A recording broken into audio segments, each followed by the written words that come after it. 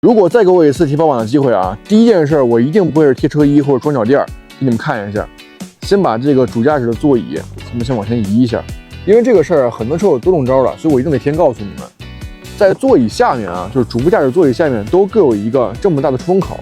它尺寸很大，而且没有遮挡。新车就这样，好吧，跟脚垫基本平行，所以时间长了很容易往里边踢进一些石子儿、异物、零食、玩具，导致异味跟异响。空调只要一开，那个异响跟异味全来了。而且这个管道呢是向下走的，所以掉进去之后你掏不出来，只能拆座椅、拆地毯给它掏出来，就非常麻烦。所以装这个保护罩呢，是我觉得提车干的第一件事。它这个材质是不锈钢的，然后后面带一圈这个胶条，有碳纤纹理，这前面是挡板，把胶撕开之后